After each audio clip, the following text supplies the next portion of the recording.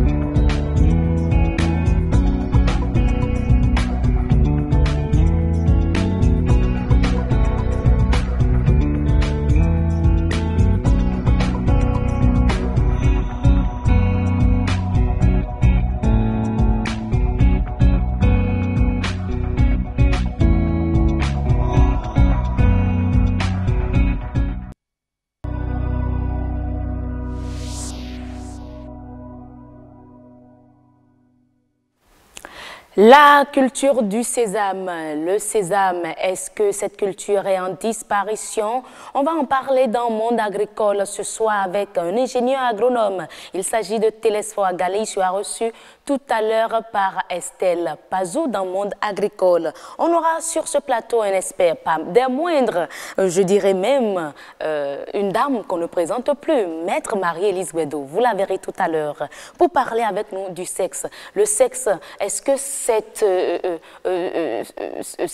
désacralisé, voilà, c'est le thème que je recherchais. Est-ce que le sexe est désacralisé au Bénin, banalisé au Bénin? On aura les précisions tout à l'heure, parce que ce que nous voyons sur les réseaux sociaux ne réjouit pas du tout. Nous aurons son avis tout à l'heure. Nous aurons également sur ce plateau Nature et Bien-être qui se consacre ce soir à l'alimentation des femmes enceintes. Alvin Djogbenou, nutritionniste, sera sur le plateau donc pour nous donner toutes les précisions. Le dernier plateau sera accordé à Monde Horizon Culture. Voilà, Horizon Culture pour parler théâtre. Le théâtre, on va entrer dans les coulisses de la formation tout à l'heure avec Brice Bonou. Il est metteur en scène. Voilà le menu du grand rendez-vous de ce soir. Mesdames et messieurs, on va recevoir tout de suite Nadège Sani pour le menu du journal. Nadège, bonsoir. Bonsoir heureuse d'Alandé, je constate que la Saint-Valentin continue avec vous. Bon, peut-être, hein, peut-être il y a encore le rouge, c'est bien possible. J'attends toujours des roses, on ne sait jamais. Alors Nadège Sani, le menu, c'est avec vous. Bien sûr, heureuse. Dans ce journal, on parlera de l'utilisation des pesticides par les maraîchers et leurs conséquences sur la santé des consommateurs. La mauvaise gestion des eaux usées dans la capitale n'est pas sans conséquences sur l'écosystème lagunaire. Une équipe de la rédaction de BB24 s'est intéressée à la question. Et pour finir, nous vous ferons découvrir le marché de Wando, le plus grand marché de Porto Novo. Voilà donc, heureuse, le résumé du journal à 19h45. Merci donc à vous Nadège. On se retrouve tout à l'heure à 19h45 pour le développement de tous ces sujets. Mesdames et messieurs, avant donc le journal tout à l'heure, nous allons installer le plateau de l'expert.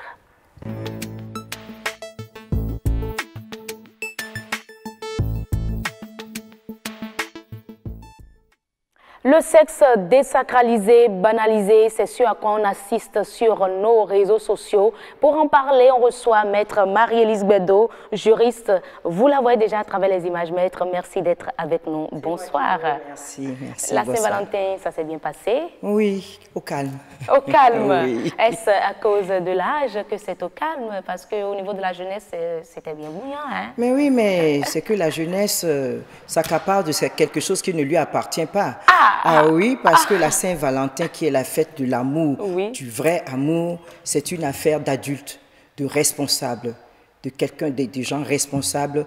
Et c'est toujours bien de fêter cela, de marquer un temps d'arrêt pour dire à son conjoint « je t'aime » et faire peut-être un peu le point pour toujours la bonne marche du couple, voilà. L'harmonie dans le couple. Dans le couple. Voilà. Ah ben voilà, les jeunes qui s'accaparent des choses qui ne leur appartiennent pas, on va en parler. Et oui, le sexe, je dirais, à un âge donné, n'appartient pas aux jeunes, peut-être. Vous allez nous confirmer cela, mais malheureusement, les jeunes ont plus d'informations sur le sexe même que vous, maître. Comment en sommes-nous arrivés à cela? Ça m'étonnerait qu'ils aient plus d'informations que moi. En tout cas, le sexe, malheureusement... Mais oui, ils ont la mauvaise banalisé. information, malheureusement. Ils ont la mauvaise information. Les jeunes gens, les jeunes filles ne se rendent pas compte de ce que c'est que ce trésor que le bon Dieu a mis entre nos jambes. Hein, vous savez... pendant longtemps et au temps même de nos ancêtres, les gens ne peuvent pas l'imaginer, le sexe était quelque chose de sacré. Le sexe n'était pas tabou. Ce mot tabou n'était même pas tabou. Oui, parce que la désignation, la façon élégante qu'on adopte pour parler du sexe ne choque pas. Et c'était quelle façon? La façon élégante, là, c'était laquelle?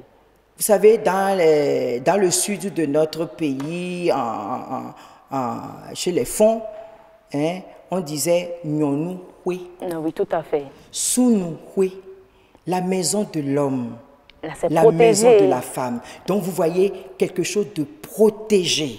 Et cette maison est dotée de clés aussi. On ne l'ouvre pas n'importe comment. Elle est bien. Et la clé est infalsifiable, incopiable. Êtes-vous sûr que la clé est toujours infalsifiable aujourd'hui? C'est pour ça que je dis aujourd'hui, il n'y a même pas de clé. C'est que aujourd'hui, il n'y a même plus de clé. Sinon, on ne va pas nous parler de Bangala ni de Pétou sur les réseaux sociaux. Et encore, c'est qui? C'est de jeunes adolescents qui sont à l'université. Ce n'est pas normal qu'on les laisse continuer comme ça. Alors, on vient sur les réseaux sociaux, on se met nu, on montre ses seins, on montre ses fesses. Non, c'est sacré tout ça. Parce que ces jeunes seront demain papa et maman. Ils deviendront en principe, ils ont l'obligation de devenir des hommes et des femmes responsables.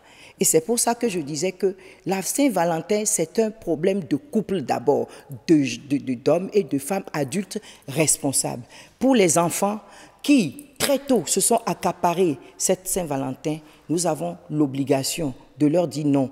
Écoliers, élèves, non. Mais nous sommes prêts à les accompagner, à leur donner la vraie information parce qu'aujourd'hui, le monde va vite. Comme le monde va vite, avec ce que nous avons comme réseaux sociaux, tout va vite et les enfants vont chercher les informations sur des sites pornographiques et croient que le sexe, c'est quelque chose de banal qu'on peut faire à tout va. Et c'est-à-dire, comme je dis souvent, ils font de la fornication.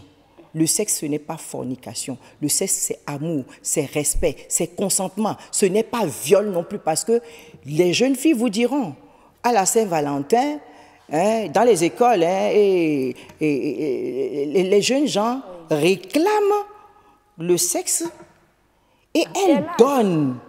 Mais à 11 ans déjà, vous savez qu'à 11 ans, mais nous, ce n'est pas possible. Qui pouvait faire des rapports sexuels à 11 ans? Qui l'eût cru? Moi, parfois, je dis, même à 9 ans, on a eu des enfants, voilà. Des mères à 9 ans. À 9 ans. Mais c'est grave. Et cette fille de 9 ans, qu'est-ce qu'elle comprend? Elle ne savait même pas qu'elle était enceinte, qu'on découvre, et elle fait son enfant, mais elle est là tout bleue. Donc c'est pour dire que nous avons une grosse responsabilité. Responsabilité gouvernementale, étatique, responsabilité des parents d'abord. Moi, je dis, il n'est pas question d'exonérer les parents parce que ce sont les premiers éducateurs de leurs enfants. Mais aujourd'hui, les parents ne passent plus assez de temps à la maison. Ils ont intérêt, ils ont intérêt. Est-ce qu'il faudrait changer aujourd'hui? C'est à eux de changer. C'est à eux de changer leur programme. C'est à eux de mieux s'organiser. Même lorsqu'on a travaillé toute la journée, qu'on revient à la maison, qu'on s'enquiert un peu de ce qui s'est passé. Parce qu'il faut aussi communiquer avec nos enfants aujourd'hui pour pouvoir leur donner une certaine confiance à vous parler le plus naturellement de tout. Mais si vous ne les mettez pas en confiance, vous ne leur montrez pas qu'ils ont de l'importance pour vous et que vous les aimez. Parce qu'il faut aussi apprendre à dire aux enfants, tu sais que maman t'aime, hein, tu sais que papa t'aime, hein, tu sais que ça là, on ne le fait pas. Hein. Mais quand l'enfant veut commettre la bêtise, il se dit, si je le fais, maman ne m'aimera plus, papa ne m'aimera plus. Mais c'est vous qui allez mettre cette dose-là dans les veines de vos enfants. Donc, consacrez du temps, les samedis, les dimanches. Trouver du temps. Moi, je suis contre ceux qui disent qu'on n'a pas le temps. Non, pourquoi dans ces conditions, ne mettons pas les enfants au monde. Au monde, ça c'est vrai. On les met au monde. Et en plus, c'est que nous oublions que c'est pour eux que nous sortons. Oui, tout à fait. C'est pour eux que nous allons chercher l'argent. Alors, nous aurons l'argent et nous aurons des enfants délinquants. Alors que l'argent est là maintenant et que nous avons souffert, nous avons fait des sacrifices. Donc, il n'y a pas de sacrifice inutile par rapport à ces enfants. Mais lorsque, si je peux me permettre de le dire, oui. Vous avez eu à mener des communications. Le sexe ne doit pas être un tabou, le sexe ne doit pas être un tabou. Mais est-ce que ce n'est pas cela qui nous induit dans tout ça? Est-ce que ce n'est pas mieux que le sexe soit tabou? Ou il faut faire une différence entre le sexe tabou, où le sexe ne doit pas être tabou, et le sexe est sacré? Mais c'est deux choses totalement différentes. Parce que je crois que dans la conscience collective, aujourd'hui, et surtout par rapport à nos jeunes, on dit le sexe n'est pas tabou. Le sexe n'est pas tabou, ça veut dire, bon, on y va à volo. Voilà. Alors, le bangala, le pétou, le evo, le koto, tout ça là, on en parle, on en fait ce qu'on veut. Non, non, non, non, non. Le sexe est sacré, qu'on le sache. Et que le sexe, c'est respect. Le sexe est entouré de voiles sacrés. Et ce n'est pas parce qu'on dit qu'il n'y a pas de tabou qu'il faut considérer, il faut banaliser le sexe, il faut en faire quelque chose de pornographique, il faut en faire de la fornication. Oui. Parce que il faut je lance l'alerte aussi. Mais aujourd'hui, pour dire que le sexe n'est pas tabou, mais qu'est-ce que nos enfants font? Vous avez une fille qui peut faire l'amour tout de suite, avec 5 cigares tout de suite. Ou bien elle se retrouve entre copines. Oui. Hein? C'est ma copine, c'est ma meilleure copine. Elle se donne à un homme. Et l'inverse aussi, de plus en plus. Non, c'est pas possible. Donc c'est là, leur notion du sexe n'est pas tabou. Or, c'est plutôt la désacralisation du sexe. Ils sont en train de mettre le sexe à mal et les conséquences les suivent. Oui. Parce que lorsque la fille... Mais je peux dire, à notre centre d'aide juridique, nous avons eu une fille qui est venue nous voir, elle est tombée enceinte et le garçon refuse de reconnaître parce que le garçon dit que ce n'est pas à lui. Le papa est venu nous voir et dit, bon, ok, il n'y a pas de problème, on va les soumettre à un test. Ils sont allés faire le test, mais effectivement... Il est bien le père. Il n'est pas le père. Ah! Heureusement, on a demandé ça. Il n'était pas le père, alors qu'elle disait mordicus que le jeune homme était le père. Nous l'avons vécu, nous avons eu ça dans notre centre d'aide juridique à Bomé-Calavi. Ben franchement. Donc, vous voyez, donc, elle s'est baladée et puis elle trouve le dernier, lui donne. Et voilà c'est ce qui arrive. Mais c'est elle qui va ramasser les conséquences parce qu'elle va commencer à chercher tous ceux à qui... Alors, au nom de la non-banalisation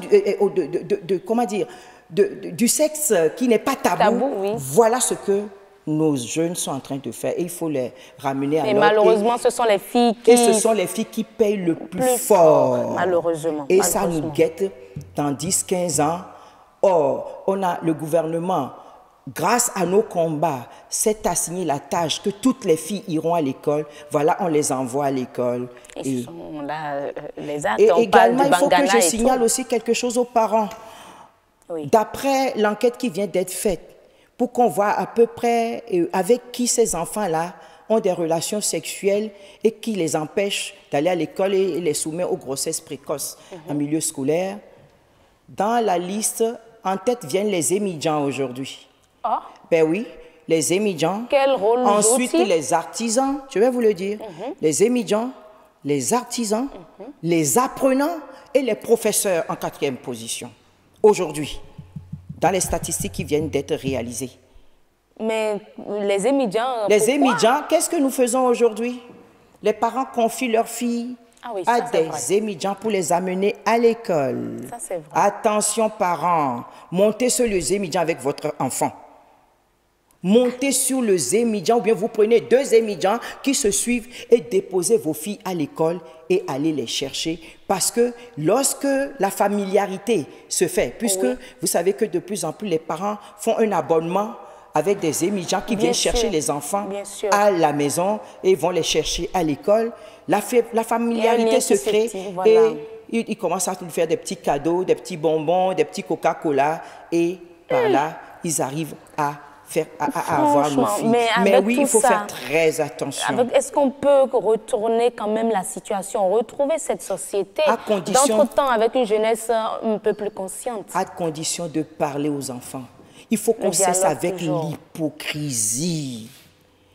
On n'a pas besoin d'être hypocrite avec le sexe, surtout vis-à-vis de ses enfants. On a l'obligation, nous, d'être les premiers éducateurs avant de les envoyer à l'école. Lorsque l'enfant est bien éduqué à la maison, il est bien aguerri, il est bien averti des conséquences néfastes des actes sexuels.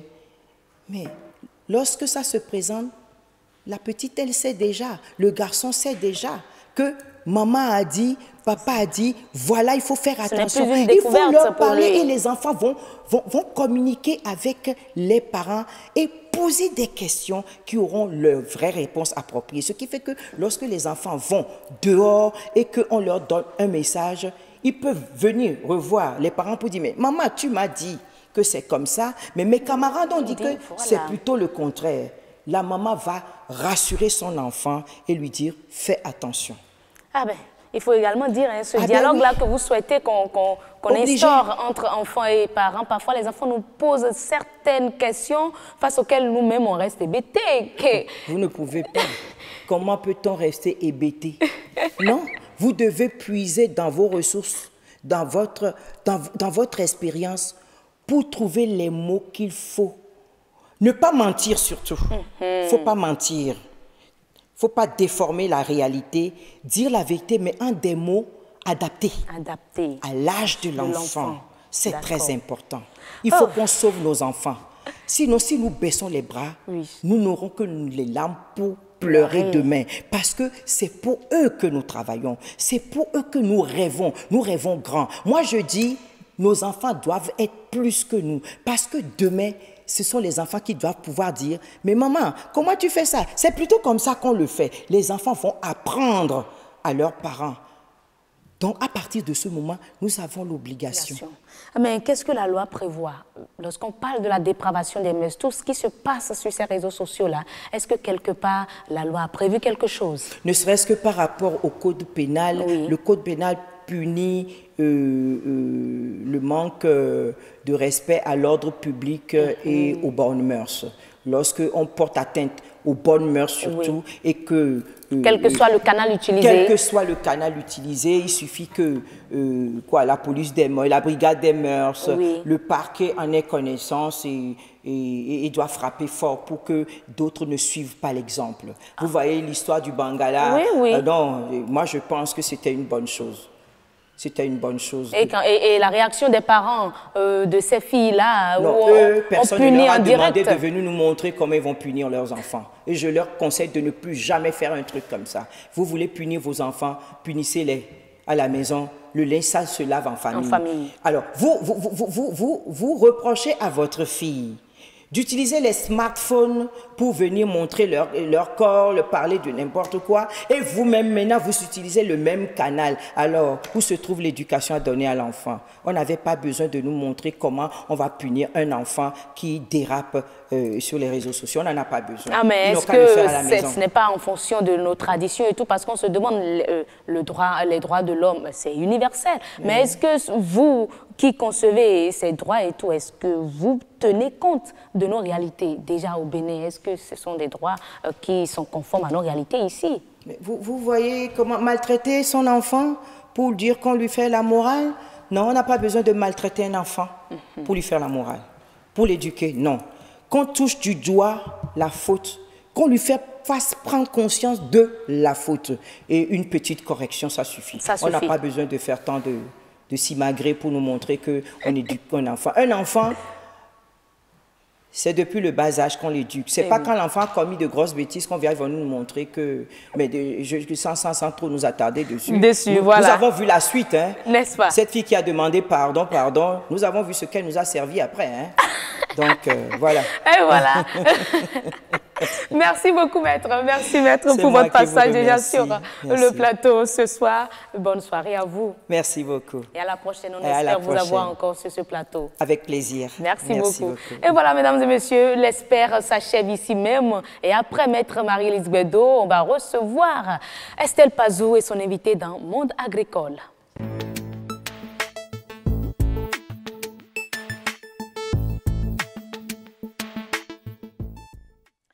Avec Télésphore Agalé, ingénieur agronome, Estelle Pazou s'intéresse au sésame. Cette culture est-elle en disparition? On va répondre à cette question après avoir suivi ce reportage.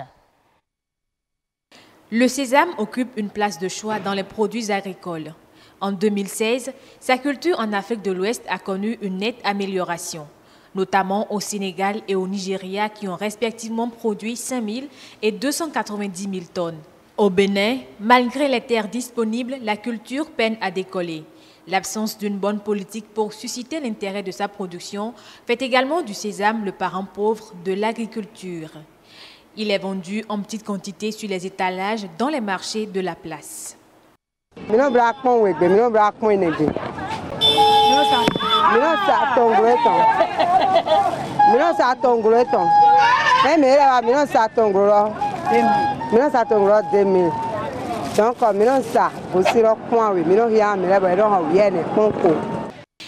avant, les graines de sésame passent par ici où elles sont moulues. Les vendeuses ont plusieurs sources d'approvisionnement et y trouvent leur profit.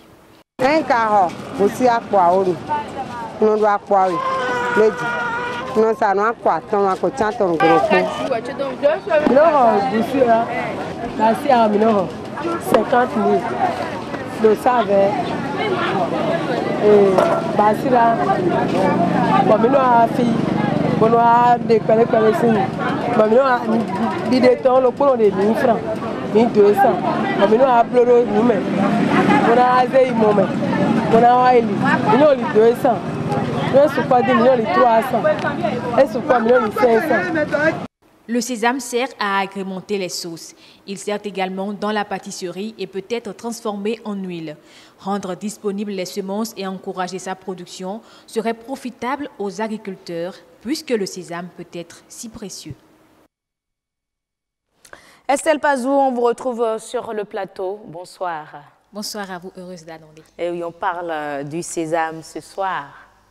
Oui, on parle du sésame, mais avant... Vous en consommez? Pas vraiment, pas vraiment. Ah, mais c'est bien délicieux, hein, lorsque, surtout c'est dans la sauce avec du riz et tout ça, ça marche là. Eh oui, Estelle. Eh oui, on va parler de ça. Malheureusement, cette culture est en disparition. Pourquoi cela? Vous avez avec vous Télésphore Agalé, ingénieur agronome. Merci d'être là. Merci beaucoup. Bonsoir. Bonsoir. Alors, avant même d'aborder le sujet, je vais demander à M. Télésphore Agalé, est-ce que le goussi que nous consommons, et que nous appelons sésame, est-ce que nous faisons bien de l'appeler comme ça? Merci. D'abord, il faut faire une nuance entre le goussi et le sésame. Parce que ce qu'on vient de voir tout à l'heure avec le reportage, c'est le goussi. Donc c'est du goussi que nous allons parler. Parce que le sésame d'abord, il y a une différence entre les deux, nette. Parce que le sésame pousse un peu comme un arbre. Ça va peut-être 1 mètre de haut, mais le goussi est rampante. Donc si vous allez souvent à Djougou, il y a des dames qui vendent le sésame dans de petits sachets qu'on mange. Ça, c'est le sésame. Mais le goussi, c'est ça nous utilisons à la maison pour la sauce et pour faire quelques plats, surtout avec la sauce du mans, on fait quelques petits œufs avec ça, c'est le goussi. Donc là, Estelle, au lieu de mettre sésame, une culture en disparition, mais goussi, une culture en disparition.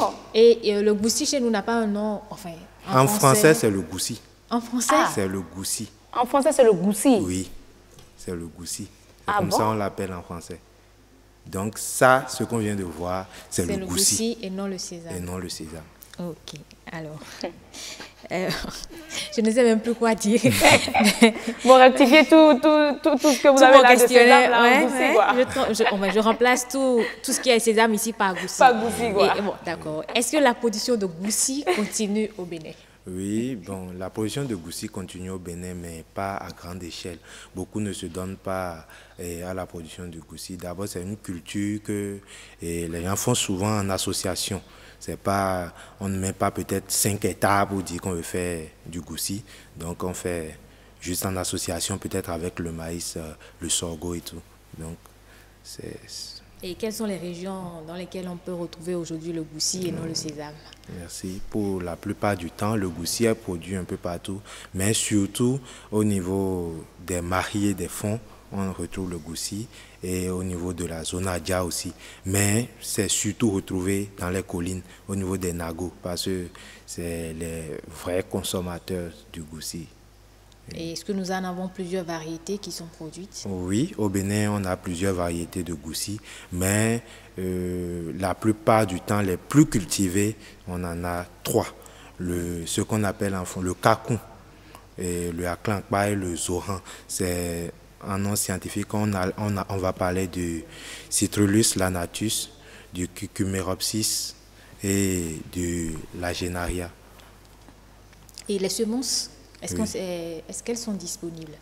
Bon, d'abord, il n'y a pas une structure et une filière bien organisée autour du goussi. Donc, les producteurs, c'est les graines issues de la récolte de l'année passée, on utilise pour produire encore et ça continue comme ça, malheureusement.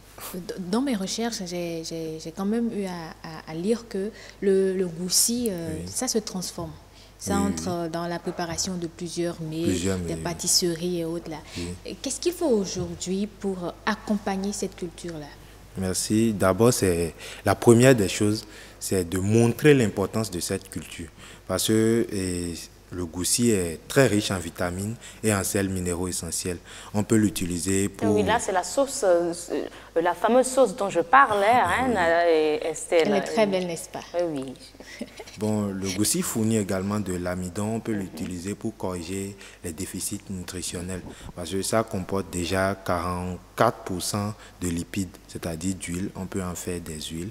30% de protéines, 10% de glucides et 3% de fibres. Donc, c'est vraiment un aliment que nous pouvons vulgariser, c'est-à-dire faire la promotion pour corriger les déficits nutritionnels. Donc, l'État doit se baser sur ça, montrer l'importance pour que les gens puissent s'adonner à la production. Mais qu'est-ce qui explique, face à tout ce que vous avez dit, il faut quand même cette culture-là, il faut faire une telle culture, une telle production en quantité. Mais pourquoi sa disparition? On ne retrouve plus la sauce de goussi et tout en tant que telle. Oui, c'est parce que, au fait, il y a la mondialisation aussi. Nous allons vers un monde où les gens, ce qu'on mangeait avant ne plaît plus trop. Tu vois un enfant, tu lui donnes, par exemple, le mans avec quand on met du goussi dedans, tellement intéressant que nous on aimait. Mais aujourd'hui, ils préfèrent peut-être les hamburgers, des trucs.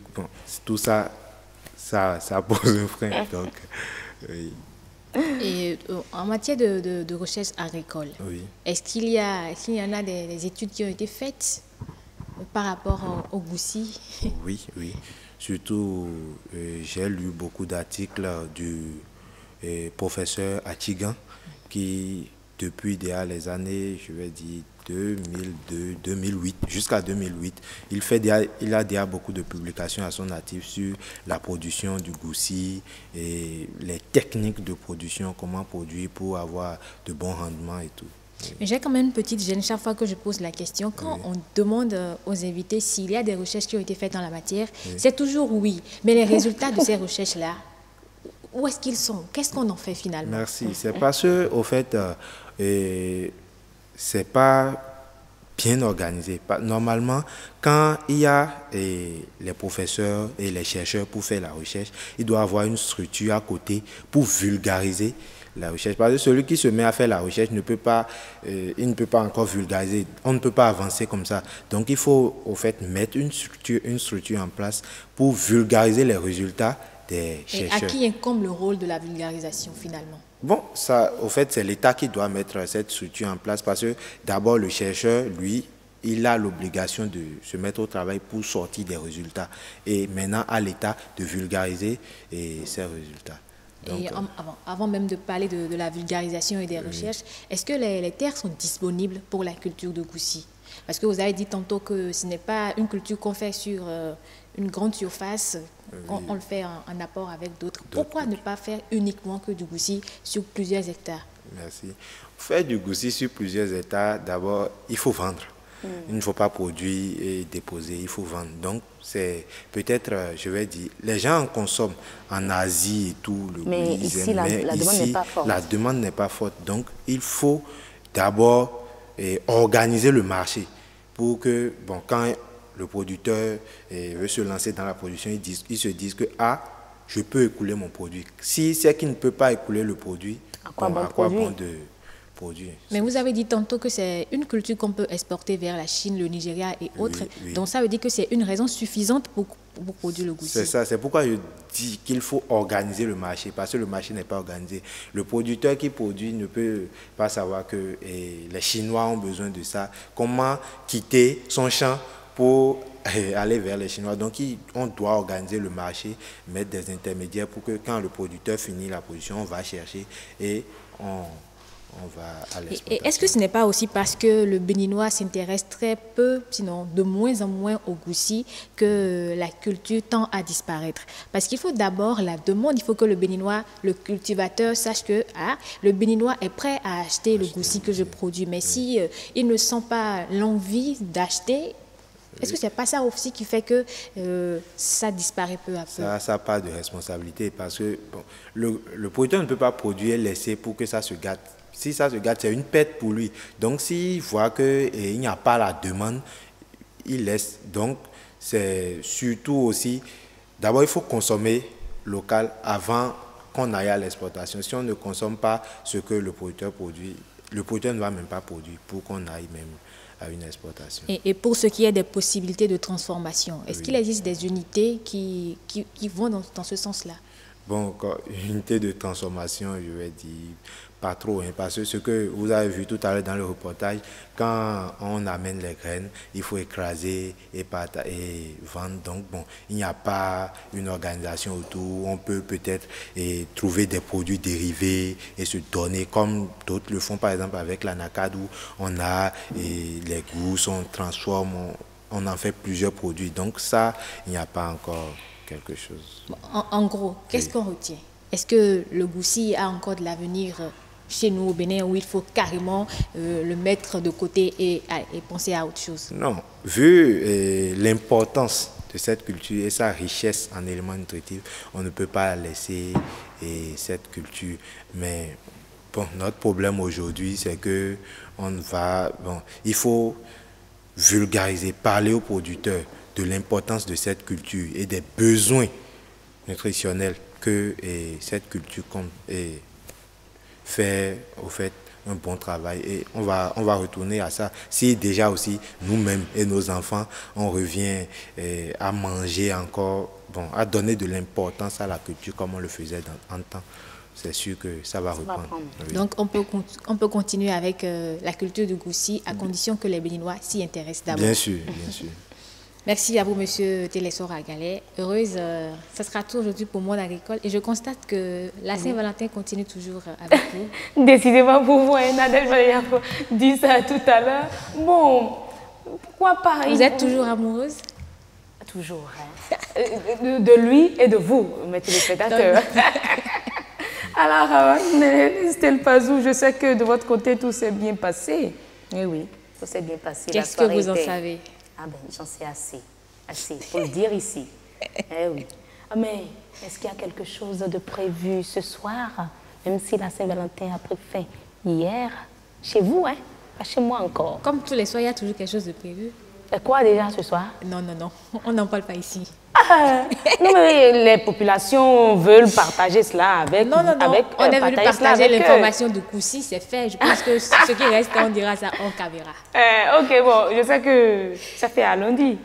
Oui, à lundi, sur le Monde Agricole, oui. Un autre sujet ou toujours le Goussi? Non, on garde le suspense. On garde le suspense. Ce qui est sûr, mesdames et messieurs, j'ai retenu ici que le Goussi, c'est le Goussi en français, quoi. Même si on dit Goussi, Goussi dans nos marchés, en français, c'est le Goussi. Notre sésame, là, c'est pas du Goussi. Oui. Merci beaucoup. Alors, ma chef d'édition, on en est où? Est-ce qu'on peut entrer en liaison avec Nadège Sani? Regardez à votre montre et dites-moi, ça peut aller? Là, nous allons rapidement lancer la météo, oui, suivre la météo très rapidement avant de retrouver la rédaction de BB24 pour le journal.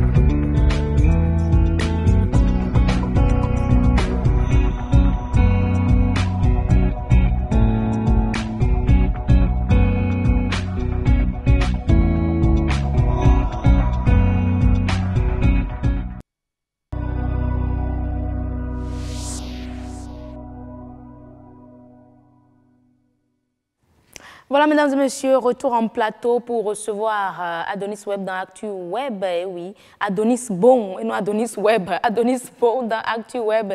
Il nous reste encore une dizaine de minutes environ à passer ensemble avant le journal. Alors, Actu Web, c'est tout de suite.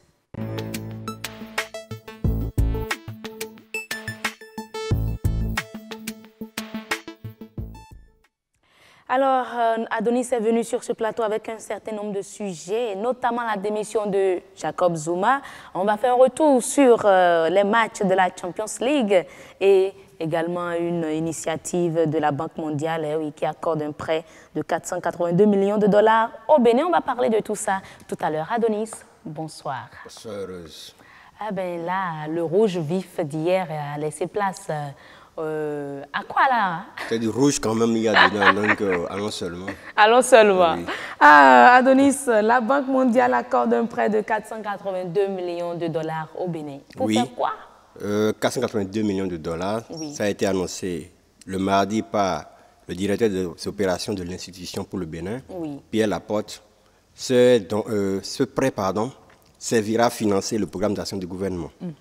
Ce financement sera octroyé durant la période 2018 à 2023 et s'inscrit dans le cadre d'un nouvel accord de coopération entre le Bénin et la Banque mondiale. C'est ça. D'accord. Et on fait un retour sur les matchs de la Champions League. Oui. Hier, c'était la Saint-Valentin, Oui. mais aussi les 8e de finale aller de la Champions League. Real PSG. Real PSG, Oui. FC Porto, Liverpool. Oui. Bon, commençons d'abord par Liverpool, FC Porto. Dans le deuxième match, qui a été gagné par les Reds, c'est-à-dire les Liverpool, Oui. 5-0, 2 Africains se sont illustrés. Le premier, avec un triplé, Sergio Mané, le Sénégalais, et l'Égyptien, Mohamed Salah, a été aussi buteur. Mais ça, c'est intéressant. Ah oui, hein. Ah ben, franchement, sur 5 buts, lui, il en a marqué 3. 3, le triplé, hein. Aïe. Il faut faire cette preuve-là sur notre continent aussi. Il est comme moi. Ah ben, vous qui? On parle de Real de Madrid. Non, les réactions par sur rapport ça à déjà, cela. oui. Mamadou Boyaba. Pendant ce temps, notre Sadio plante un triplé pour Liverpool FC. C'est un Sénégalais. Scalpa 06. C'est bizarre. Ce matin, je n'entends pas du tout mes voisins portugais.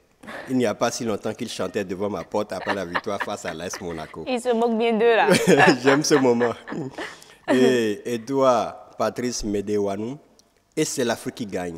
La fierté de l'Afrique continue. Eh oui. Baroubo Fouta, pardon, il a été magnifique. Sergio Mané, il a été magnifique. Magnifique. D'accord, le second match, Oui. Real de Madrid, PSG, c'était quoi le score déjà? 3-1. Ah, donc vous avez laissé 3 points de suspension pour suivre le match. Non, Ok. pas ça. Sachant que je suis également très fan du foot, il était d'accord pour En tout que cas, ça se passe comme ça. à demi, on comprend. Le quintuple ballon Eh d'or, oui, c'est l'homme que Le j'aime bien quintuple ça. Ballon d'or, c'est CR7. illustré avec un doublé CR7, comme on l'avait dit. Oui. Cristiano Ronaldo. Je prends le commentaire de Aziz Issaka. Le 20 est tiré. Allez, Paris. Félicitations, Real de Madrid. Il faut le voir, là. Nabil Djelit. Ronaldo, il a fait un match de merde, mais il trouve le chemin de but 2 fois. Ce joueur est un extraterrestre. J'aime bien ce commentaire. Il a fait un match de merde, mais il trouve le moyen de coller 2 buts. Ce joueur est un extraterrestre. Gwen Masson. Mbappé avait juste dans son pronostic. Quand on regarde Mbappé, avec la photo de Mbappé avec Cristiano Ronaldo, il a mis 3. C'est-à-dire que c'était une vieille photo qui date d'un moment où Mbappé était venu se faire photographier avec Ronaldo. Ah oui, je vois l'image. Voilà. Alex Jacquin. En une soirée, Emery a réussi à dégoûter Di Maria et Pastore, énerver Cavani, fragiliser Lo Celso et enterrer Thiago Silva. C'est fort. C'est tout pour les commentaires? Oui, c'est bon. D'accord. Alors, on en vient à cette actualité. Oui, depuis le début de la semaine, c'est ça, je dirais, hein, c'est de ça on parle sur la toile et tout. Jacob Zuma, l'Afrique du Sud, l'ANC et tout. Démission de Jacob Zuma, les réactions? Elle était attendue depuis un moment. La démission de Jacob Zuma est intervenue ce 14 février, jour de la Saint-Valentin. C'est sa manière à lui de partager l'amour avec ses partisans et tout. Oui. Il faut rappeler que c'est suite aux pressions de son parti, l'ANC, que l'ex-président sud-africain a démissionné. Il serait mêlé à des actes de corruption. Oui. Jacob Zuma, qui a annoncé sa démission avec effet immédiat, sera remplacé par Cyril Ramaphosa, qui devient président par intérim. Pas intérim. Oui, donc prenons le tweet de RFI Afrique. Il quitte le pouvoir reculant, miné par les soupçons de corruption qui ont entaché son mandat. Malheureusement. Oui. Benezet Bamba, très content de cette décision qui est venue avec retard. Il faudra que la justice parle de son cas qui répond des actes qui lui incriminés. Il était devenu un grand soutien aux dictateurs du continent, plus particulièrement ceux de l'Afrique centrale. Clovis Capouté, bravo, la vie est si simple quand on fait pour le peuple et non contre le peuple. J'ai aimé ce commentaire. La vie est simple quand on fait pour le peuple et non contre le peuple. Tout à fait. Oscar Ntabo Poussan, courage, monsieur le président Jacob Zuma. Lorsque les choses ne marchent plus, il faut toujours démissionner. Que ceci soit un modèle pour tous les dirigeants africains qui pensent s'éterniser au pouvoir. Dieu Mwanda Kassa, voilà un bon exemple à suivre pour plusieurs présidents africains. Si ça n'est plus vaut, pardon. C'est vraiment un bon exemple à suivre pour plusieurs présidents africains que de laisser continuer à affronter le pays dans le chaos, luttant pour le changement de notre continent. Et sur la dernière photo, nous voyons l'ex-président sud-africain et son successeur. Bon, je ne dirais plus successeur en tant que tel. Même, oui. Bon, oui, mais bon. Avec effet immédiat, donc depuis hier, il n'est plus le président de l'Afrique du Sud. Il a marqué en tout cas son temps, hein. Même si de mauvaise manière, selon ce qu'on entend sur les réseaux sociaux. On attend juste que, parce que jusqu'à preuve du contraire, il est toujours innocent, donc on attend la justice pour voir ce qu'il y en aura. En tout cas, comme l'a dit un des commentateurs que je dirais que vous avez aimé d'ailleurs, la vie est si simple. La vie est si simple quand on fait pour le peuple et non contre le peuple. Eh oui, tout y est. Donc la vie est simple quand Heureuse fait pour moi et non contre moi. D'accord. Adonis, la vie est si simple pour Heureuse quand elle fait pour vous et non contre vous, n'est-ce pas? On va se retrouver tout à l'heure. Mesdames et messieurs. C'est une invitation. ActuWeb s'achève ici même. On va entrer en liaison avec la rédaction de BB24. Et oui, il est 19h45. Le journal, c'est tout de suite.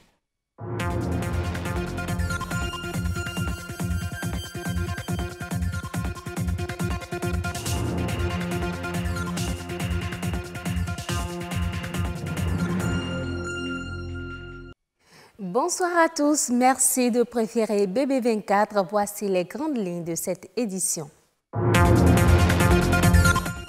Bien qu'ils soient issus d'industries chimiques, les pesticides sont très utilisés dans le secteur agricole, ce qui n'est pas sans conséquence sur l'alimentation et sur la santé.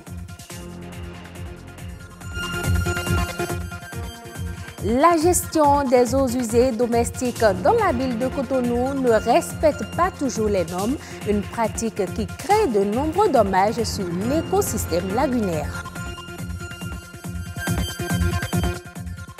Également, dans cette édition, nous irons à la découverte du marché de Wando, un marché dont la gestion n'est pas facile lorsqu'il faut faire face à deux problèmes majeurs, insalubrité et exiguïté des places. Avant de se retrouver dans le panier de la ménagère, les fruits et légumes connaissent un long processus. Ils sont entre autres entretenus par des pesticides qui sont des substances chimiques destinées à protéger les cultures contre les parasites, une pratique qui n'est pas sans conséquence sur la santé des consommateurs. Reportage Christelle Tongodo, Anthony Alaka. Les pesticides seraient des substances toxiques pour la santé. Présents au quotidien dans l'alimentation, on les retrouve plus spécifiquement dans les fruits et légumes. Des produits phytosanitaires qui représentent, selon les spécialistes, un mal nécessaire pour le maraîchage. Sur le site de maraîchage de Ruiro, on tend progressivement vers l'utilisation de pesticides bio au détriment des substances chimiques. Nous avons des produits bio que les gens amènent et nous utilisons aussi ces produits. Et c'est des bons produits qui donnent beaucoup de rendement aujourd'hui. On n'utilise pas n'importe comment. Puisque si nous n'utilisons pas les pesticides, les insectes vont attaquer les choses, on peut pas, à terme, on n'aura pas un bon rendement. Donc, pour lutter contre ces insectes-là, nous sommes obligés d'utiliser des pesticides prescrits. Et non, il y en a qui sont proscrits. Il existe une liste de produits chimiques homologués. Le recours à ce répertoire pourrait limiter le risque de maladie chez l'homme. Il y a toute une liste de produits recommandés pour le contrôle des ravageurs sur les cultures maraîchères ici à Cotonou.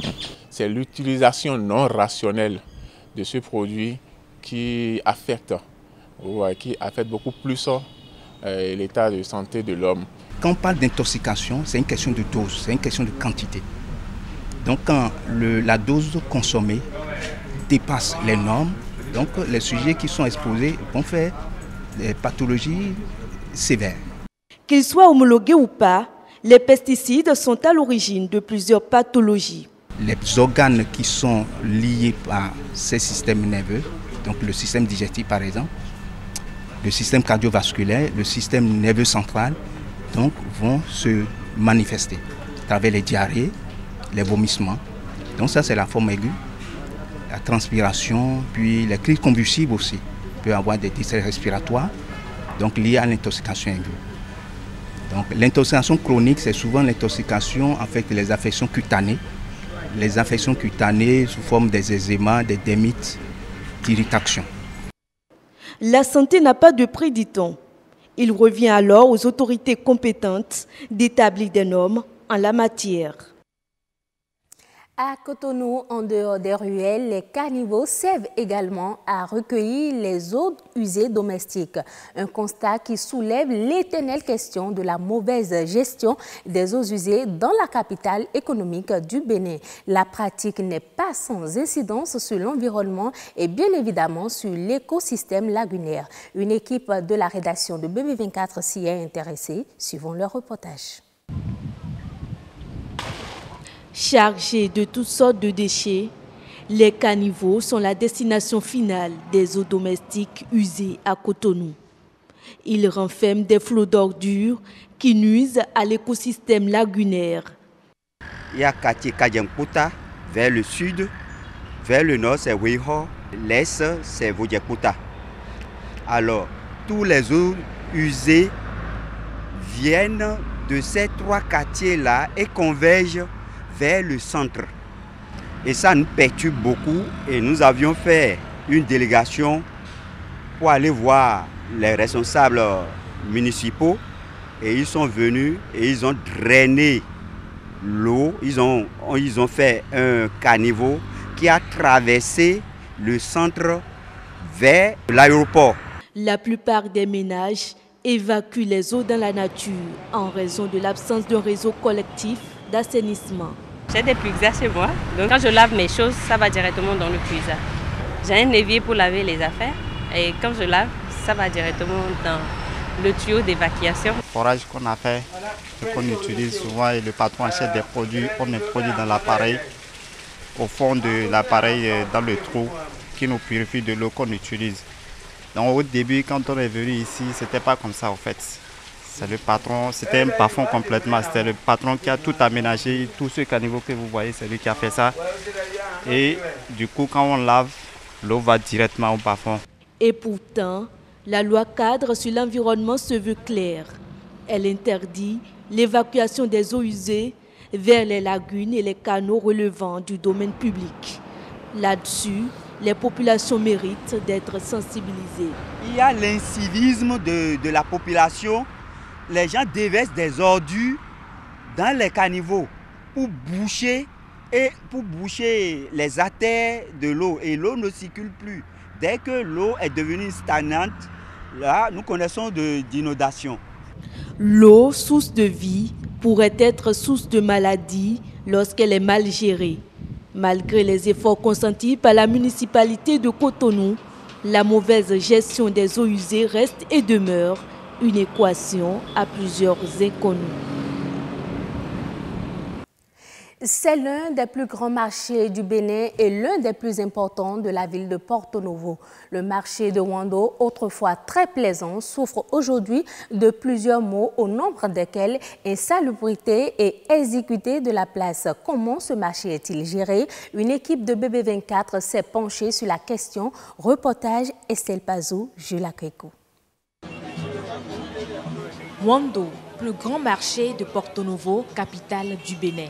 Pas d'affluence aujourd'hui, ce n'est qu'une façade. À ces heures chaudes, le marché est noir de monde.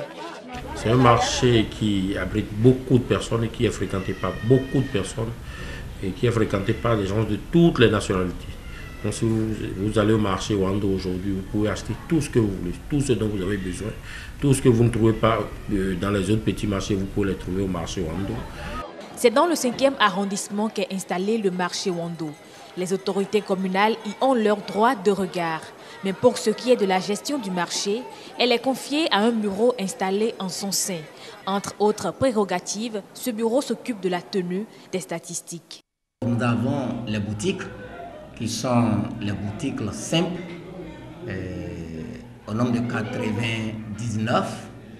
Et nous avons aussi les magasins simples, au nombre de 57. Ensuite, vous avez toujours sous rôle les places de 1200 qui sont au nombre de 3537. À cela s'ajoutent 15 magasins collectifs et 198 places attribuées à 2500 francs chacune. Avec la demande, les espaces verts du marché ont été aménagés et sont aujourd'hui occupés par près de 900 vendeuses. Tout ceci concourt à maximiser les recettes financières. Je dois pouvoir vous dire qu'à la date d'aujourd'hui, pour ce qui concerne 1900, pour ce qui concerne 2016, nous avons engrangé 77 308 450 francs. Au-delà de cette rentabilité, il y a tout de même un problème majeur, celui de l'insalubrité. Le marché Wando est très sale au jour d'aujourd'hui. Quels qu'en soient les moyens que la mairie met, on n'arrive pas à régler ce problème. Le marché de Wando est particulier. La production des ordures évolue de façon exponentielle, tandis que le ramassage et l'enlèvement évoluent de façon arithmétique. Vous voyez ce que je voudrais dire, quels que soient nos efforts, le marché est toujours dans un état que nous souhaitons. Même s'il y a de l'amélioration, c'est toujours un état que nous ne souhaitons pas. Gérer les conflits, voilà une autre paire de manches. Ensemble, les femmes du marché, le gestionnaire et le comité de cogestion arrivent à trouver un terrain d'entente.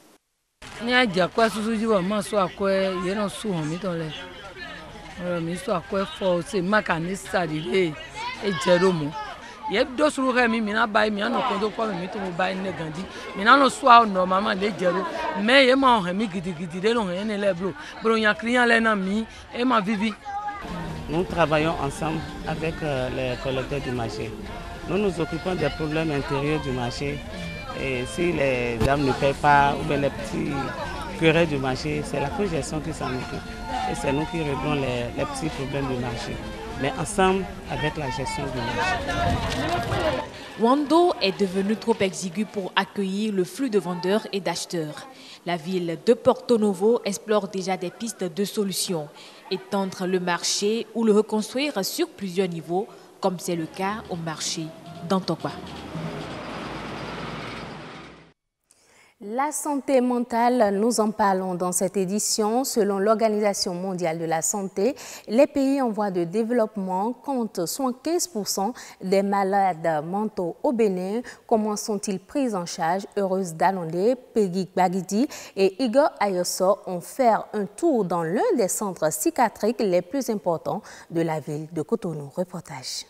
Les maladies mentales sont aujourd'hui au 2e rang des causes mondiales de handicap selon l'Organisation mondiale de la santé. D'ici 2020, elles pourraient occuper le 1er rang. Nous sommes au Centre national hospitalier universitaire de psychiatrie de Cotonou-Jako, le plus grand centre du Bénin, à la découverte de ses occupants. Quand les patients viennent, c'est nous qui les recevons les premiers. Si les patients qui viennent ici, qui sont agressifs, qui nous agressent, ils sont toujours brutaux, que c'est difficilement qu'on les maîtrise. Ici, le personnel a toujours du travail à faire. Quand vous prenez les médicaments qui vous sont prescrits, vous dormez bien? Je dors. Vous dormez très bien. D'accord. Quand vous faites l'injection là, qui est mensuelle, vous n'avez pas d'autres effets qui vous embêtent, ça va? Je ne vais parler par exemple des tremblements de mer et de ceci, ça va? D'accord. Il y a des patients qui sont régulièrement hospitalisés, accompagnés de leurs parents. Maintenant, la deuxième catégorie, c'est ces patients que nous rencontrons dans les rues, que les forces de sécurité publique réfèrent au centre. Le patient qui sort d'ici, il n'arrête pas les soins, il faut qu'il continue ce que nous appelons les soins post-cure. Selon l'Organisation mondiale de la santé, 75% de ces malades mentaux vivent dans les pays à faible revenu. Au Bénin, c'est le centre psychiatrique de Cotonou-Jako qui reçoit la grosse part. En moyenne, nous sommes à une quarantaine de patients qu'on reçoit tous les jours. En moyenne. Les hospitalisés, ils avoisinent 150. L'âge le plus avancé, je crois que ça doit être autour de 76, 88. Quand je suis devant moi ici, c'est 88. 88 ans. Oui, 88 ans. Les risques rencontrés par le personnel soignant sont légion, mais face au mal, la passion règne. Ça peut être une agression verbale, ça peut être une agression physique. Ça peut être que le patient pense que vous êtes de connivence avec ses parents. C'est ça qui fait la particularité de la maladie mentale et la difficulté de la prise en charge. Comme dans tous les centres psychiatriques du Bénin, au centre de Cotonou-Jaco, les frais thérapeutiques et de suivi du malade ne sont pas subventionnés. Toutes les charges pèsent donc sur les proches du malade. Conséquence, à Cotonou, métropole du Bénin, on rencontre encore des malades mentaux errants ou enchaînés à l'arrière-cour par leurs parents. Le Fonds africain de développement du groupe de la Banque africaine de développement se verra octroyer un prêt de 700 millions de dollars de la part du Japon, soit plus de 371 milliards de francs CFA. Le FAD, qui en est à sa 14e reconstitution, espère, grâce à cet accord de prêt, donner un second souffle à la croissance économique des pays africains les moins développés et contribuer à la réduction de la pauvreté. Ce sera tout pour cette édition. Merci de votre fidélité. À bientôt. Merci Nadège Sani, merci pour la présentation du journal. On se dit à demain. Bonne soirée à vous. Merci, heureuse. À demain donc. Eh oui, à demain. Alors, mesdames et messieurs, nous avons environ une trentaine de minutes à passer encore ensemble avant la fin de votre grande émission du soir, Nature et Bien-être, pour parler de la nutrition, l'alimentation des femmes enceintes avec une nutritionniste et Horizon Culture pour parler du théâtre. Nous irons dans les coulisses de la formation tout à l'heure. Nature et Bien-être, c'est tout de suite.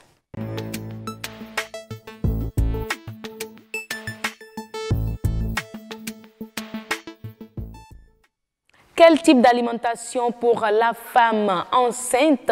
On va parler de cela avec Alvin Djogbenou, elle est nutritionniste. Mais d'abord, suivons ensemble ce reportage de Peggy Bagidi.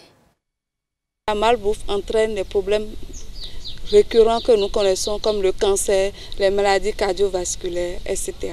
Ce sont entre autres les maladies graves qui gagnent de nos jours du terrain et qui touchent pratiquement toutes les générations. Par ignorance ou par snobisme, nous consommons pour la plupart des produits importés ou en conserve, source d'énormes dégâts de santé. Pour Dame Irène Michodini, l'une des solutions pour garantir une bonne santé, c'est le bio.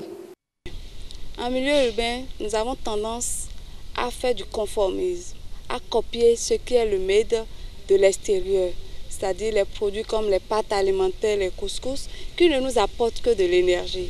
Très peu de Béninois, notamment dans les milieux urbains, sont accros des légumes.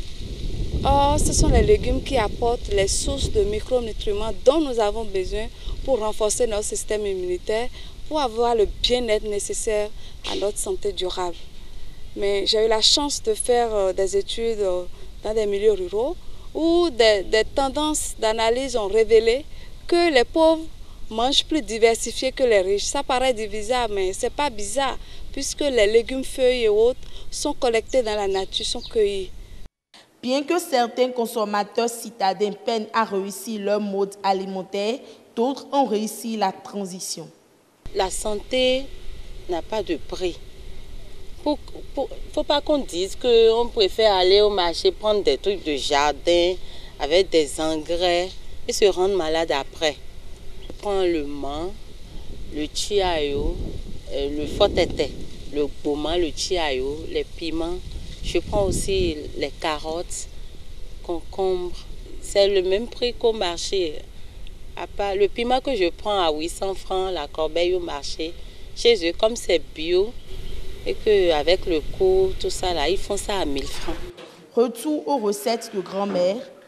Dans ses recherches, elle a découvert plus de 90 recettes du terroir à base des produits naturels. Nos recettes grand-mère et autres, ça mérite d'être diffusé. Et que le citoyen lambda, qu'il soit en milieu urbain ou en milieu rural, puisse valoriser ces recettes locales et mettre ça à la disposition des enfants, puisqu'ils en ont besoin. Certes, se nourrir est l'un des 5 besoins fondamentaux de l'homme, mais il ne sert à rien de mal s'alimenter pour mal finir. Alors, on a eu à travers ce reportage que les pauvres mangent plus diversifié que les riches. Est-ce à dire que les femmes enceintes pauvres mangent bien, et je dirais même mieux que les femmes enceintes riches? On est avec une nutritionniste, voilà, comme vous la voyez déjà, la très belle dame, Madame Djogbenou. Oui. Albine, merci d'être là. Bonsoir Madame la journaliste. Tout se passe bien, vous allez bien? Oui, ça va très bien. Très bien, oui. D'accord. Alors, les pauvres qui mangent mieux, je dirais plus diversifiés que les riches. Les femmes enceintes également pauvres, c'est le cas? Mangent-elles plus diversifiées que les femmes enceintes riches? Bon, je peux dire, lorsque l'accompagnement y est, les femmes enceintes qui vivent dans les communautés rurales mangent plus diversifiées que les femmes qui vivent dans les communautés urbaines. Parce que dans la nature, il y a assez d'aliments auxquelles elles ont accès. Celles qui sont dans les zones rurales mangent plus naturel et plus diversifié. Oui, plus naturel, surtout plus naturel et plus diversifié que celles qui sont dans le milieu urbain. Oui. Mais lorsqu'on parle de cette alimentation de la femme enceinte, quelle est son importance? Pourquoi on insiste souvent sur l'alimentation de la femme enceinte? L'alimentation de la femme enceinte, elle est très importante. Un bon régime alimentaire est bon pour la femme enceinte dans le cas où elle doit satisfaire d'abord les besoins nutritionnels de son enfant et en même temps satisfaire ses besoins nutritionnels. Comme on dit, elle mange pour deux là. Non, non, c'est pas ça. Elle mange pour le bébé qui est pour nourrir le bébé qui est à l'intérieur. Oui, qu'elle mange, ce qu'elle mange arrive à subvenir aux besoins du bébé et en même temps à ses propres besoins. Si elle mange 2 fois sa ration, elle risque de tomber dans l'obésité. On va en parler même tout à l'heure. Oui, s'agissant des besoins nutritionnels et physiologiques de la femme enceinte, il y a le fait qu'elle doit maintenir son homéostasie. C'est-à-dire? C'est-à-dire la capacité de son organisme à maintenir un équilibre malgré toutes les réactions anatomiques et physiologiques qui se passent au sein de son organisme. Il lui faut une bonne alimentation pour ça. Et il faut que le développement et la croissance de l'enfant se fait dans les normes. La croissance normale de l'enfant aussi. Et il y a le fait qu'elle doit préparer aussi la lactation après l'accouchement. Oui. Donc déjà, même afin que les seins puissent produire du lait, oui, il faut une bonne alimentation, un meilleur régime alimentaire pour la femme enceinte. Pour la femme quand elle est enceinte. Oui. Déjà, mais ce régime alimentaire. Oui, il faut. Lequel? Au fait, il faut qu'elle mange simplement, elle mange équilibré et varié. C'est-à-dire dans son alimentation par jour, on retrouve d'abord 3 repas par jour avec une collation et yaourt qu'elle peut prendre. Il faut que dans les 3 repas par jour, on retrouve les 3 groupes d'aliments que sont les glucides, les lipides et les protéines en proportion normale. Et il y a aussi les fruits et les légumes qui donnent un certain nombre de vitamines, des micronutriments pour l'ensemble des différentes fonctions qui se passent au niveau de la croissance cellulaire et tout le reste qui se passe au niveau de son organisme. Ok. Oui. Mais là, très souvent, on dit que la femme, elle est enceinte, j'ai tantôt même parlé de ça, elle mange pour 2 personnes, donc il faut la laisser manger, elle grignote, elle touche à tout ce qu'elle voit comme aliment.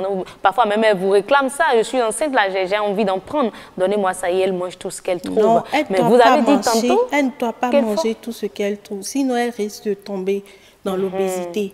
L'obésité et même et l'enfant peut contracter plus tard des maladies congénitales. Au fait, l'essentiel est qu'elle mange les 3 repas par jour. Donc, rien ne les 3 repas par jour. Rien que, à part sa morphologie qui change, rien ne doit changer dans son rythme alimentaire. 3 repas par jour. 3 repas par jour avec une collation, comme d'habitude. Mais plus diversifiée. Oui, plus diversifiée. Mais on a souvent, mais il y a des nutriments qui sont essentiels pour son organisme. Il y a les folates, comme on appelle communément la vitamine B9, le fer, souvent que les gynécologues leur donnent en supplémentation lors des séances de consultation prénatale. Mais on ne peut pas avoir ces éléments nutritifs-là dans d'autres aliments au lieu de prendre des comprimés. On en trouve dans l'alimentation, mais ça ne suffit pas à régler Parce que, oui, ça ne suffit pas à régler le régime, ça ne suffit pas à corriger. Oui. En fait, à combler le besoin nutritionnel de l'organisme à cet instant-là. Donc, il faut une supplémentation aussi bien pour les folates que le fer. On peut les retrouver dans l'alimentation. Il y a aussi la vitamine C, la vitamine C, la vitamine E, la vitamine A qui est nécessaire pour la croissance cellulaire des enfants, surtout au niveau des yeux, pour que l'enfant ne sorte pas après avec des problèmes tout durs. Oui, il y a la vitamine E aussi, il y a la vitamine C, comme je l'avais dit, il y a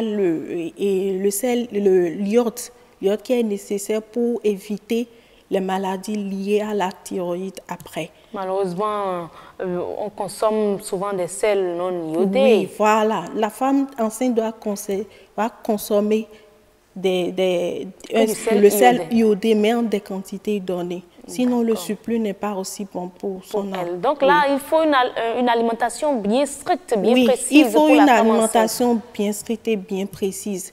Et pour celles souvent qui ont des fréquences de vomissement et de nausées, on leur recommande de manger le peu qu'elles peuvent. Sinon, elles risquent de faire sortir le reste. Donc, l'essentiel est qu'elles prennent les 3 repas par jour pour celles-là, mais qu'elles mangent, mais pas pour se rassasier, qu'elles mangent juste pour suffire les besoins de la journée. D'accord, mais est-ce qu'il y a des aliments qui peuvent peut-être agir sur certains symptômes de la grossesse où les femmes crachent partout quand elles tombent enceintes, ou elles n'ont pas l'appétit? Est-ce qu'il peut y avoir des aliments qu'elles peuvent consommer pour régler ce problème-là? On appelle souvent ces signes les signes sympathiques de la grossesse. C'est normal, c'est dur, sympathique, c'est dur aux hormones qui se passent dans son organisme. Donc, peut-être on peut parler de la vitamine B. La vitamine B sert un peu à limiter les nausées chez la femme enceinte. D'accord. Oui. Mais pour faire plus pratique, quel aliment doit être retrouvé dans l'assiette de la femme enceinte? Il faut les 3 groupes d'aliments. Il y a les céréales, il y a les tubercules, il y a les huiles végétales préférées, les huiles végétales, il y a le poisson, il y a la viande, il y a les différents fruits et légumes. Maintenant, il y a des femmes enceintes, souvent, qui ont des problèmes de constipation. Il faut manger plus de fruits et de légumes qui contiennent plus de fibres, pouvoir éliminer et pouvoir faciliter les selles, parce que déjà le poids du bébé, le poids du placenta pèse sur l'intestin, donc c'est un peu réduit. Et le fer aussi participe à la constipation chez la femme enceinte. Ah bon? Oui, le fer aussi participe à la constipation chez la femme enceinte. Donc, il faut des fruits riches en fibres, souvent la papaye. Voilà. Souvent, et l'ananas, l'orange. La mangue? Oui, la mangue. Tout ça, la femme doit consommer ça au cours de... Mais qu'est-ce qu'elle ne doit pas consommer maintenant? Elle ne doit pas consommer de l'alcool, ni de la caféine, ni du tabac. Et beaucoup Donc, la femme enceinte qui fume, c'est interdit? Oui, c'est interdit. Pas bon pour sa santé, ni pour la santé de l'enfant? Ni pour la santé de l'enfant, parce qu'elle entraîne l'enfant dans des maladies congénitales, dans des malformations, ça freine le développement cérébral chez l'enfant. Il y a tout ça qui n'est pas bon pour son enfant. Oui, maintenant, venons-en à la prise de poids. La prise pendant de poids, la grossesse. La prise de poids, elle est normale. Toute femme enceinte doit prendre du poids. Maintenant, souvent, on fait rapport à la prise de poids, on tient compte du poids avant la grossesse, au début de la grossesse. Et souvent, on calcule l'IMC, c'est-à-dire l'indice de masse corporelle de la femme enceinte à cet instant premier, où elle sent qu'elle est déjà enceinte. On calcule son IMC, c'est-à-dire le poids en kilogrammes sur la taille en mètres carrés. D'accord. Oui, et lorsque l'IMC est supérieur, est compris entre 18,5 et 25, là, c'est un poids normal. Donc, elle peut prendre jusqu'à 15 kilos au cours de la grossesse. Au cours de la grossesse. Oui. Lorsque l'IMC est compris entre 25 et 30, c'est-à-dire que la femme est déjà en surpoids. Et lorsque c'est supérieur à 30, la femme est déjà obèse. Donc, elle peut prendre jusqu'à 10 kilos maximum. Mais pour ces cas de surpoids-là, il faut que la femme qui est en surpoids ou en obésité va vers un spécialiste pour l'aider à réguler. Quel spécialiste là dans ce cas? C'est un nutritionniste. Un nutritionniste ou un agent qui est déjà formé, qui est formé sur les questions de nutrition liées à la femme enceinte. Là, il faut ou bien une diététicienne, qu'on lui recommande un régime alimentaire approprié pour qu'elle n'excède pas les 10 kilos, bien les 11 kilos qu'elle doit prendre au cours de la grossesse. Sinon, ça présente beaucoup de risques pour elle et pour l'enfant. Oui, il y a le risque de... Est-ce que les risques seront pendant l'accouchement, liés à l'accouchement même ou après l'accouchement? Oui. Et ça peut être pendant l'accouchement. Ça peut être après l'accouchement ou bien au moment de l'accouchement.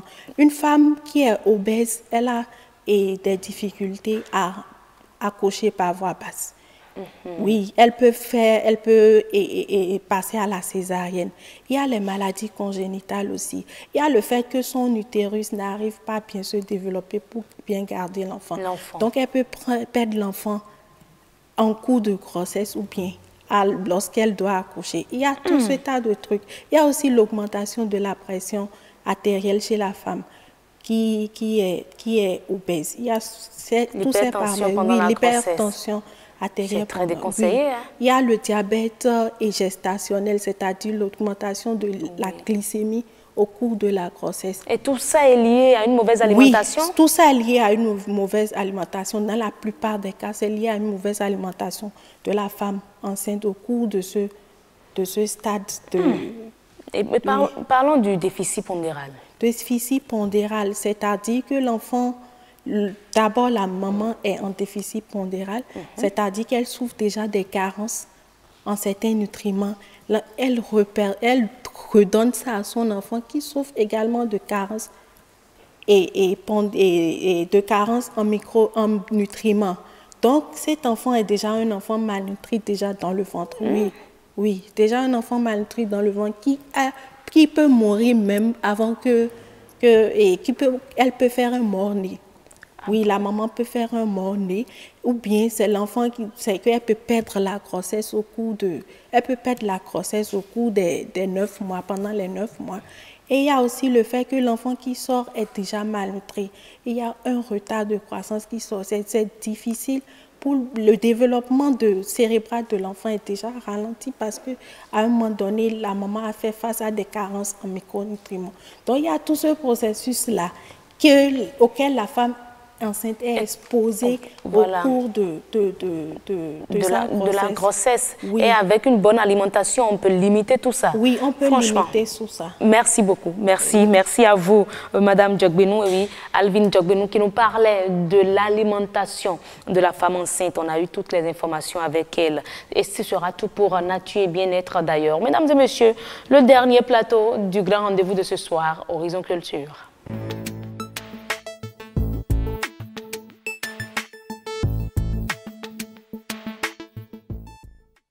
Horizon Culture s'intéresse ce soir au théâtre au Bénin dans les coulisses de la formation.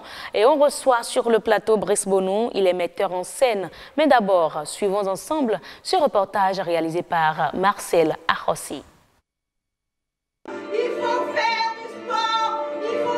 Les arts du spectacle vivant regroupent un grand nombre de disciplines qui exigent la représentation devant un public. Sous d'autres cieux, il existe des instituts de formation en la matière. Mais au Bénin, il n'y en a presque pas.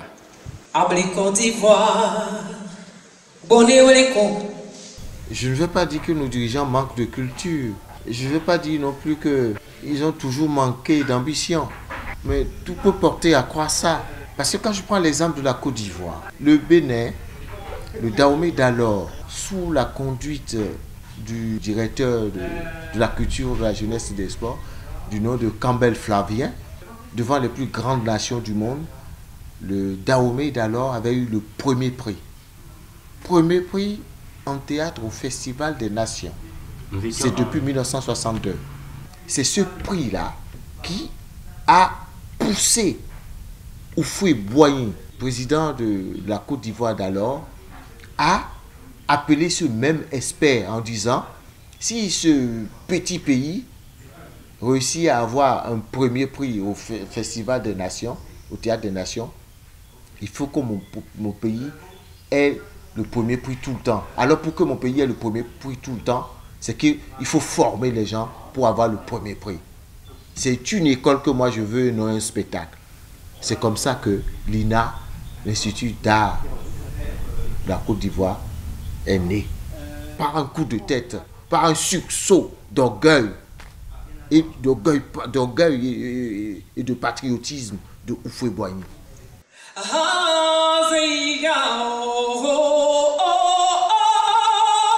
Le Bénin dispose d'artistes talentueux, très applaudis sur scène, bien qu'étant des autodidactes. Néanmoins, les professionnels conseillent le passage par une école de formation. La pratique est la mère de la connaissance. Je crois que c'est vrai. Et c'est en travaillant comme ça en France que j'ai compris une chose fondamentale. J'ai compris que apprendre un métier, c'est encore autre chose. J'avais du talent, mais le talent seul ne suffit pas. L'expérience qu'on peut acquérir dans une troupe qui fonctionne pendant 10 ans, je vous assure, dans une école dynamique, avec un programme de formation conséquent, en 3 ans, on peut acquérir l'expérience qu'on a dans une troupe fonctionnelle pendant 10 ans. Artistes ou techniciens, ces métiers de passion se méritent et seuls les plus talentueux émergent. Et voilà, le Bénin dispose d'artistes talentueux, même si c'est une formation sur le tas qu'ils ont obtenue. Hein. On reçoit sur le plateau un metteur en scène également pour parler du théâtre.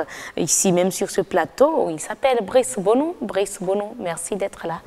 Bonsoir. Merci. Merci d'être des nôtres ce soir. Merci à vous. Alors, vous avez suivi avec moi le reportage réalisé par Marcel Arossi. Vous avez eu l'avis, je ne dirais pas des têtes pensantes du théâtre ici au Bénin. Mais quelle est votre réaction? Eh bien, je vais déjà dire que Alouk Bendine, c'est une des têtes pensantes du théâtre béninois. C'est une référence. Une référence déjà nationale et internationale au niveau du théâtre. Et on en a un peu au niveau du Bénin. Et ce qu'il a dit au niveau de l'école, malheureusement, ici au Bénin, ce sursaut patriotique qu'on a eu en Côte d'Ivoire, qu'on a quelquefois au Sénégal aussi, on ne l'a pas ici. Pour, voilà, sur un coup de tête, décider d'avoir une école au lieu que tout le monde ait appris ce métier-là sur le tas, comme on l'a dit. Mais ce n'est pas le même système qu'on avait, nous, en notre temps, quand on a commencé par le faire, qu'eux, ils n'étaient pas aussi nombreux. Et actuellement, c'est encore pire parce que les acteurs ils sont encore plus nombreux que nous quand on avait commencé. Mais aujourd'hui, je ne dirais pas une étude comparative de comment la formation se déroulait et ce qui se passe aujourd'hui. Que pouvez-vous dire là-dessus? Nous, on a eu la chance... Le théâtre, la formation théâtrale hier et aujourd'hui. Moi, j'avoue que nous, on a eu la chance, on était dans une période où presque tous les festivals de théâtre avaient des jours de formation. Donc, on a suivi des formations en jeu d'acteur, après des formations en mise en scène, des formations qui étaient incluses dans le programme global du festival. Et ça a disparu avec le temps. On ne l'a plus maintenant. Les jeunes n'ont plus cette chance-là. Ben bon, aujourd'hui au Bénin... Pourquoi cela? Je pense que ça part aussi des financements. Des financements, puisqu'il y a déjà plus de festivals maintenant qu'en 95 et en 2000. Et donc, du coup, le financement se réduit pour un festival.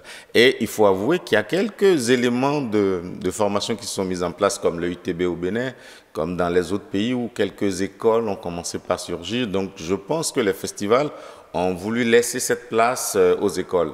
Mais malheureusement, les écoles ne prennent pas 100 personnes. Donc, c'est un noyau qui réussit à y participer. Mais aujourd'hui, face à la situation, on veut voir un peu ce qu'il faut faire pour changer la donne. Est-ce qu'il faut toujours aller à l'étranger pour être formé, pour devenir un bon artiste, un bon comédien sur scène au Bénin? Non. Il faut une volonté politique. Toujours ça. On le dira jamais assez. Ce tic-là qui a fait qu'aujourd'hui on a... Abidjan, vous avez cette école. Voilà, au Sénégal également. À Madagascar, il y a 2 ans, ils ont mis en place la première école internationale de théâtre aussi. C'est ça, c'est qu'il y a une volonté politique qui décide de. Et là, nous sommes dans la, on va dire dans la droite ligne, parce que le Fonds des arts de la culture qui a fait passer son AOF en Conseil des ministres mercredi dernier, donc on voit que l'État décide de mettre l'accent sur la promotion des acteurs, sur la diffusion, parce que c'est le vrai problème qu'on a. Et un acteur, Dean l'a dit dans son intervention, tu fais la pratique pendant 10 ans, tu acquiers ce que l'autre a eu en 3 ans d'école. Évidemment, parce que pendant 3 ans, il ne fait que ça. C'est vrai. Toi, pendant 10 ans, tu répètes, tu vas au festival, donc c'est les commentaires qui te permettent d'améliorer le travail. Alors que quand tu es dans une école, le prof, il est là, on te donne les théories, on te donne l'espace pour la pratique, vous faites les commentaires, vous faites les exercices, ça vous permet d'avancer. Et donc, je pense que nous allons y arriver. C'est vrai que le sursaut patriotique, ça dépend aussi des hommes qui gèrent la chose culturelle. Et c'est pas les moyens qui manquent. Moi, je dis surtout. Mais est-ce que se faire former au Bénin, c'est pas coûteux? Non. Nous avons quelques, je ne dirais pas, déjà avec Aloubine Din, son initiative. Mais qui n'a pas eu des promotions de 0. Donc, toutes les promotions sont remplies. Ça veut dire que les gens sont capables de mettre les moyens. Et l'État peut suppléer à ça, déjà commencer par mettre en place des formations à l'échelle nationale. Puisque des formateurs, il y en existe. Des experts pour former, il y en existe au Bénin. Il y en existe dans la sous-région. On est dans tous les réseaux. Parce que je me demande si l'État est encore réticent. Bon, peut-être les actions sont en train d'être menées, mais s'il y a cette réticence, c'est peut-être parce que déjà au niveau des formateurs, on ne voit pas, il n'y a pas encore la compétence peut-être. Oh, il y a la compétence. Bon, j'ai entendu dans les coulisses que pour les classes culturelles qui ont été mises en place, déjà pour le domaine du théâtre, il y a plus de 100 personnes qui sont capables de former des jeunes. Et bon, ça fait tic, mais c'est vrai. C'est vrai que les formateurs, mais des formateurs de ce niveau, il n'y en aura pas 100, ça c'est clair. Mais il y a des gens au Bénin qui, moi je les ai rencontrés dans mon parcours étudiant quand j'étais à l'EACE, qui venaient nous former, et qui venaient nous apporter, dont Dean d'ailleurs, ils venaient nous apporter les connaissances qu'ils ont acquises avec le temps, avec des stages dans des festivals ou des écoles, ils nous apportent ça. Et ça, on peut le remettre en place. L'État peut continuer d'appuyer ces structures estudiantines et scolaires, voilà, l'EACE, l'UKE, qui travaillent tous les jours. Donc, on peut mettre à leur disposition des formateurs qui ont pour projet pendant 2 semaines, pendant 1 mois. Nous, on a eu cette chance-là. Moi, je suis venu au théâtre réellement après une formation avec Feu Hubert Aliadi. Donc, on a fait la formation sur plusieurs semaines. Et il a dit, on ne joue pas le spectacle si on ne finit pas la formation. Donc, on a fait la formation jusqu'au bout. Ce n'était pas une école, mais c'était une compagnie qui a mis en place un programme. Et ça, les compétences et les moyens existent au Bénin pour le faire. On n'a pas besoin de construire un bâtiment. Le problème que nous avons la plupart du temps au Bénin, c'est qu'on veut tout structurer. On veut prendre le temps de mettre un bâtiment beau avec des baies vitrées, de recruter des enseignants qui ont doctorat plus 10 et c'est eux qui vont venir faire. Non, on va perdre du temps. Mais est-ce qu'on a besoin déjà de la formation proprement dite dans une école de théâtre avant d'être un acteur comme vous, Bonté? Pas forcément. Je dis pas forcément, mais il est bien qu'on ait des écoles. Il est bien qu'on ait des écoles parce qu'à un moment donné, il y a des décisions stratégiques, des techniques que vous n'apprenez que dans les écoles. La théorie ne s'apprend que dans les écoles. L'école de la vie, l'école de la rue, l'école du travail ne t'apprend que la pratique. Et ça fait qu'il y a des acteurs qui sont bloqués à un niveau donné. C'est-à-dire quand vous allez dans des sphères de discussion, il ne peut pas tenir. C'est normal, il ne connaît pas les théories, il n'a pas fait ça. Lui, il a appris à jouer. Donne-lui un rôle, il te le joue très bien. il finit meilleur comédien du festival, ça c'est sûr. Mais lorsqu'on dit un colloque international sur l'art, tu le fais à soi, il n'est pas capable. Impossible de donner une communication. Voilà. Et c'est pour ça que les écoles sont importantes. Qu'il y ait des gens, ce vivier-là, dans le pays, qui soient capables de réflexion. Au Bénin, il y en a, mais c'est ceux qui ont fait des parcours. Et nous, je le dis toujours, nous, on a fait des parcours chanceux parce qu'on a fait plein de stages. La période ici prêtait, il y avait de l'argent pour des stages, que ce soit au Bénin ou en Europe, partout. Donc on participait. Le ministère nous accompagnait autant qu'il pouvait. Tout ça, ça a disparu. Et voilà, je voudrais savoir, mais tout ça se trouve où aujourd'hui? Eh bien, tout ça a disparu pour que les jeunes se plaignent. La politique nationale, à un moment donné, était de donner un coup de main aux acteurs pour leur permettre de créer. Donc c'est ça, par exemple, le fonds d'aide à la culture. Donc on veut aider les gens à créer. Et ça a été compliqué après parce que, bon, pour tout ce qu'on sait déjà, la gabegie, tout ce qui est mis en place, a fait que ce n'étaient pas les vrais acteurs qui en bénéficiaient. Bon, c'était des gens d'à côté qui connaissaient les réseaux, qui en profitaient. Les réseaux, comme vous le dites, oui. Voilà. Et donc, bon, ça a fait qu'il y a plein d'initiatives qui sont mortes, évidemment, mais l'argent passait. Mais ça passait où? Mais à partir de maintenant où on dit on se concentre, on met des programmes en place, par exemple le programme des classes culturelles, ça c'est dans 10 ans. Même si pendant 10 ans on n'a rien fait, les enfants qui vont sortir de ces classes-là, ils auront quelle référence? Voilà. Et c'est pour ça qu'il faut continuer, il faut ramener ces formations, ces stages et qu'on laisse la place aux espaces culturels, donc aux compagnies, aux théâtres qui existent, qu'ils aient les moyens de former. Il y a les gens ici, il y a les compétences ici, et on a les compétences dans les réseaux où on travaille. Il y a des gens qui vont quitter la France, la Belgique, le Canada, ils vont venir pour former des gens au Bénin sans que ça ne vous coûte voilà, les yeux de la tête. Parce qu'ils veulent vous aider. Voilà. Parce qu'à un moment donné, vous avez fait la même chose. C'est ça le réseautage. Et les Béninois sont dans plein de réseaux qui peuvent nous aider. Voilà, ben, le théâtre béninois aujourd'hui, c'est vrai qu'on a des artistes talentueux qui sont très applaudis après prestation. Que dire de notre théâtre béninois? Est-ce que tout est beau déjà au niveau de notre théâtre béninois? Non, tout n'est pas beau, mais notre théâtre n'est pas malade. Non, notre théâtre a chuté, mais il n'est pas malade. À cause de la formation? Au-delà de la formation, à cause de l'espace, par exemple, une pièce de théâtre, quand tu l'as créé au Bénin, donc tu as fait 1 mois de travail, tu crées, tu joues à peine à l'Institut français et de Cotonou et de Parakou et tu es au garage. Pourquoi cela? Mais il n'y a pas de lieu de diffusion. Et les quelques lieux privés qui existent, existent un peu, disparaissent un peu parce qu'il n'y a pas de soutien. Un lieu de diffusion, c'est beaucoup d'argent.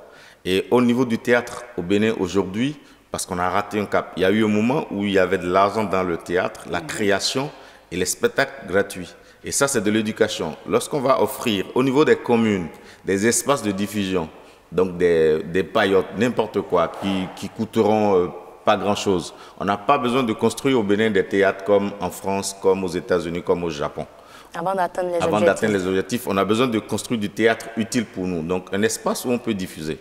Et lorsqu'on commence par diffuser du théâtre gratuit, ça veut dire quoi? La troupe a été financée pour créer. La troupe est financée pour tourner. Il y a de l'argent mis. Et donc, la population s'habitue à aller au théâtre. Donc, est fidélisée. À partir de ce moment, lorsqu'on va passer à 200 francs CFA, ils vont arriver parce qu'ils avaient déjà pris l'habitude. De 200, tu vas passer à 500 francs, ils vont continuer d'arriver. Le nombre va diminuer, mais ça va continuer. On pourra passer à 1000 francs. Et l'acteur béninois du théâtre pourra vivre de son théâtre. N'est-ce pas? Ah bon, une dernière question peut-être avant de vous laisser partir. Vous voyez peut-être avec moi des acteurs, des confrères à vous qui se retrouvent au bord des voies pavées et tout pour vendre leurs disques et tout. Vous ne faites pas ça, je crois bien. Enfin. Que pensez-vous de ça? C'est dommage, c'est même triste. Mais à un moment donné, l'État a démissionné. Ce n'est pas la faute de l'artiste parce que le système de diffusion n'est pas clair. Et ça, c'est le travail que nous avons fait. Compartimenter. Le créateur, il crée. Il a fini. Il faut qu'il y ait quelqu'un d'autre, un producteur qui prenne, qui travaille, qui s'arrange pour que la piraterie ne rentre pas dedans parce qu'il va s'enrichir. Et donc, il sort l'argent, c'est lui il sort le CD, c'est lui qui vend. Et l'acteur, il ne vit que de ça. Et il a le temps pour créer. Mais s'il doit vendre son CD, il va vendre 1000 francs, 2000 par jour, il va manger, ça va finir. N'est-ce pas? On vous aura compris qu'à un moment donné, l'État a démissionné et on constate tout ça. Mais déjà, il faudrait que l'État s'investisse. Et ça a commencé. N'est-ce pas? Oui. C'est une bonne nouvelle pour vous et pour nous également, qui sont très, je dirais même des cinéphiles. Oui. Et oui. Alors, mesdames et messieurs, avec M. Brice Bono, nous allons mettre un terme au grand rendez-vous de ce soir. Mais d'abord, tout ce qui nous reste ce soir, c'est la météo.